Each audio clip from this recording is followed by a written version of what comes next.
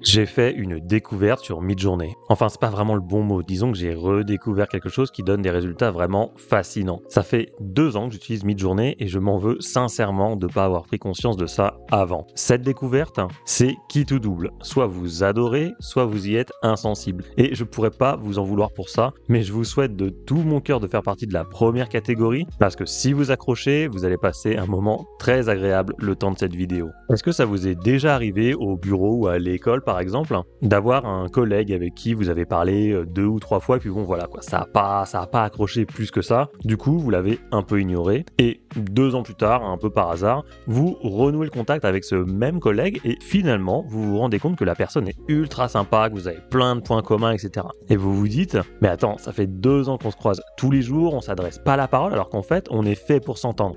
Cette situation c'est un peu ce que j'ai vécu avec le paramètre Tile de Midjourney. Je pense que vous aussi, vous allez vous retrouver dans cette histoire. Ce qui est bien avec ce paramètre, c'est que la partie théorique va aller très vite parce que la page dédiée dans la documentation officielle de Midjourney fait littéralement 4 lignes. Ah non, pardon, 5, il y en a une petite à la fin. Et comme je suis un chic type, je vais vous résumer ces 5 lignes en 2 lignes. C'est parti. Le paramètre Tile vous permet de créer des images dont les motifs seront répétés indéfiniment et à intervalles identiques. C'est ce qu'on nous montre sur ce visuel d'illustration. On voit bien que les motifs sont tous similaires et qu'ils se répètent plusieurs fois. D'ailleurs, juste au passage, tile en anglais, ça désigne du carrelage ou des tuiles d'un toit. Donc vous comprenez maintenant cette histoire de motifs répétitifs. Pour utiliser ce paramètre sur Midjourney, ajoutez simplement 2 tirets tile à la fin de votre prompt. Voilà pour la théorie, 2 lignes, je vous avais pas menti, maintenant on va passer à la pratique. Alors, si vous m'aviez demandé il y a quelques jours à quoi servait le paramètre tile, je vous aurais répondu que ça faisait de jolis papiers peints, de beaux carrelages et éventuellement des marque-pages, mais pas plus. Ce qui est vrai d'ailleurs, hein. Par exemple, si j'écris un prompt tout simple du type papier peint fleuri avec des motifs de rose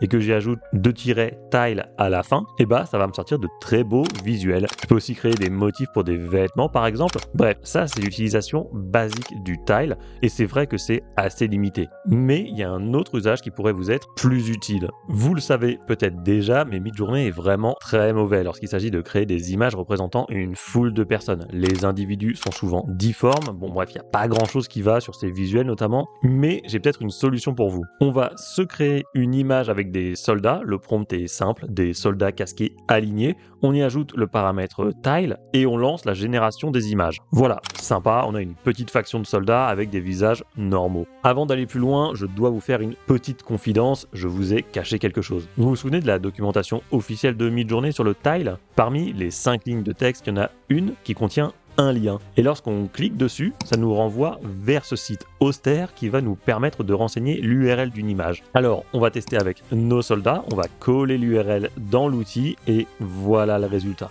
On est passé d'une petite faction à une véritable armée. En fait, ce site, il nous permet de répéter les motifs quasiment à l'infini sans perdre en qualité. Et comme notre image initiale montrait des visages réussis, et sur notre mosaïque géante, c'est aussi le cas. Tous les visages sont réussis. Bon, par contre, ils ont tous les mêmes têtes, hein, ça c'est vrai, mais vous pouvez télécharger votre nouvelle image, la passer dans l'éditeur de Midjourney et modifier certains visages pour casser cet aspect répétitif. C'est un peu long, mais au moins vous avez une bonne base de travail. Je voudrais revenir un instant sur ce site parce qu'il donne vraiment une autre dimension aux images créées avec le paramètre tile. Je vous montre d'autres exemples à l'écran, reconnaissez que c'est quand même beau. Et encore là, c'est vraiment que le début, hein. Attendez que je vous emmène dans mes délires artistiques, la fameuse partie de la vidéo où ça sera qui tout double. D'ailleurs, on va y arriver très bientôt, mais juste avant, je vais vous donner 2-3 astuces en plus. Quand vous utilisez le tile sur Midjourney avec un format carré, vous obtenez ce genre de résultat. Et quand vous cliquez, il n'y a pas de motif qui se répète, donc on a l'impression que ça n'a pas marché. En fait, vous devez double-cliquer sur l'image pour voir la répétition. Je sais pas si c'est un bug, mais en tout cas, c'est mal foutu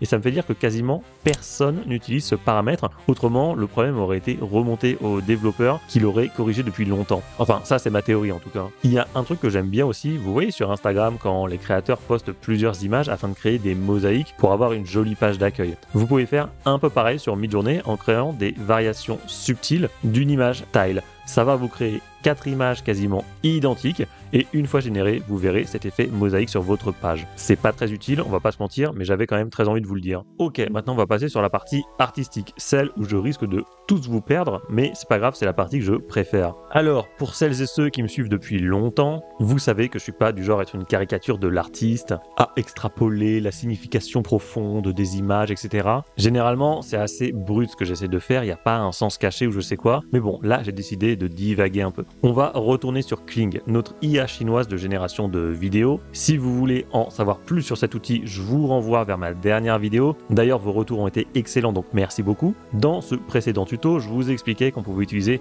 des start frames qui disent à Kling commence ta vidéo par cette image. On peut aussi utiliser des end frames qui disent à Kling termine ta vidéo par cette image. Et je vous disais qu'on pouvait aussi utiliser les deux d'un coup pour bien cadrer l'IA. Dans 99% des cas, les utilisateurs de Kling utilisent une start frame et une end frame différentes. Mais est-ce que vous vous êtes déjà demandé ce qui se passait lorsqu'on utilisait deux fois la même image? Prenons ce visuel avec ses carpes koi. Qu'est-ce qui se passe si je la mets à la fois en image de départ et en image de fin?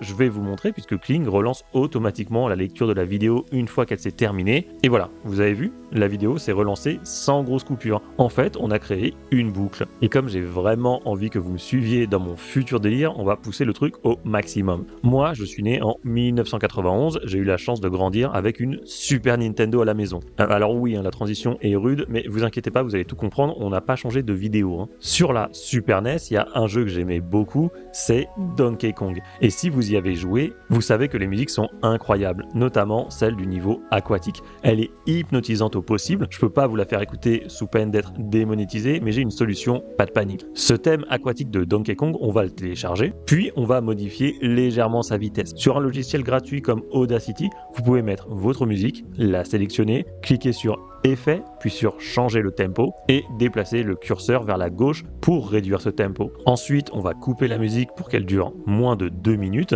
et on va la télécharger à nouveau. Maintenant, on va se rendre sur Suno. C'est une IA générative d'audio qui va vous permettre de créer vos propres musiques. Dans la section Create, cliquez sur Upload audio en haut, puis glisser-déposer la musique que vous venez de modifier sur Audacity ou autre d'ailleurs. Passez les différentes étapes et validez en cliquant sur Confirm and Save. Maintenant, vous allez retrouver votre musique ici. Cliquez sur les trois petits points, puis sur Create et enfin Cover Song. Cette option va vous permettre de créer une sorte de remix de votre musique initiale. Ici, on veut pas de paroles, juste une instru et ensuite on renseigne le style voulu. Ça peut être aquatique, ambiance, old, soundtrack, video game ou quelque chose dans le genre. On clique sur Create et voilà, notre musique est en train de se créer. Parfait, c'est déjà terminé, on peut l'écouter rapidement.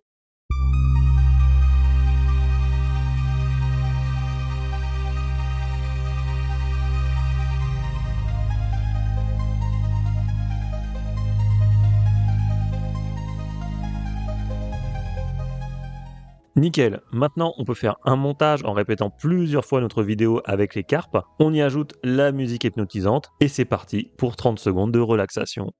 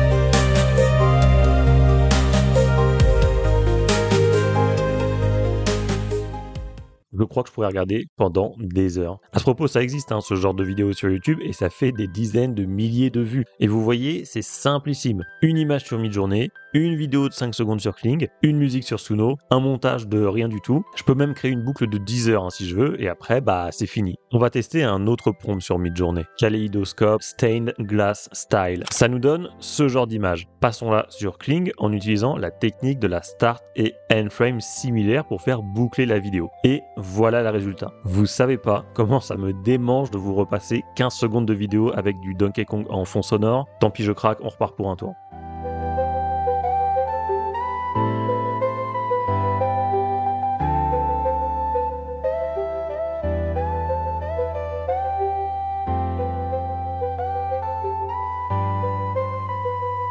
Bon, j'arrête de vous embêter avec ça, mais pour ceux qui aiment, sachez que je vais vous laisser à la fin la vidéo complète des carpe koi qui nagent avec la musique aquatique en fond sonore, voilà, c'est cadeau. Non, vraiment, j'ai adoré créer ces boucles, je trouve que les possibilités sont infinies et je suis persuadé que les plus créatifs d'entre vous prendront beaucoup de plaisir en s'y essayant. D'ailleurs, le prompt, il importe peu. On peut vraiment se faire plaisir sur Midjourney avec le paramètre tile. Regardez ce prompt, It's raining, sadness, tile. Et voilà le genre de résultat que j'obtiens.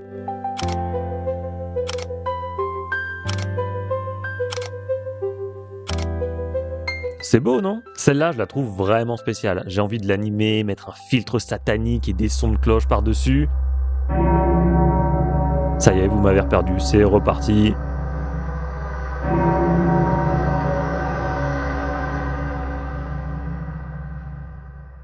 Allez, j'arrête, c'est bon. Juste un dernier cas d'usage. En tapant Multiple Screaming Faces sur Google, on voit ce genre d'image et j'avais envie de tester sur Midjourney. Alors j'ai créé ce prompt très simple, Crazy Face Screaming -tile, et j'ai obtenu ces images. Habituellement, je ne devrais pas les valider parce qu'elles sont pleines de défauts et d'hallucinations de l'IA, mais dans ce contexte précis, puisqu'on veut représenter la folie, ça ne me dérange pas. Je trouve même au contraire que ça apporte quelque chose, comme si la personne était en train d'imploser ou je ne sais quoi. Vous pouvez aussi essayer de combiner le tile et le CREF, donc le caractère référence, qui va vous permettre de recréer un personnage à l'identique d'une image à l'autre. Mais on sent que ça n'a pas été conçu pour ça, même si parfois vous pourriez avoir des rendus exploitables et éventuellement les animer pour leur donner une toute autre dimension.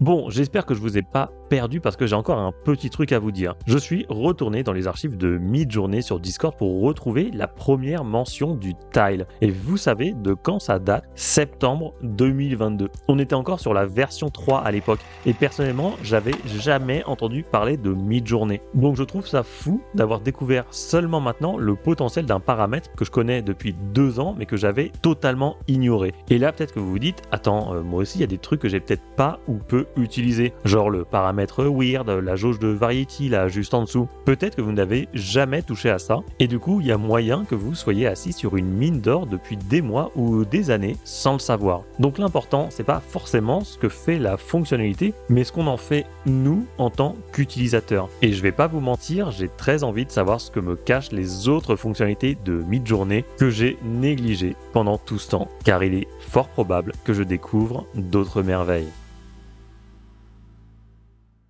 Bon, si vous êtes encore là après l'écran noir, ça signifie que vous avez très envie de voir des carpe koi nager sur un fond de musique aquatique made in Donkey Kong. Chose promise, chose due, voici votre récompense pour avoir suivi ce tuto jusqu'au bout. Profitez bien.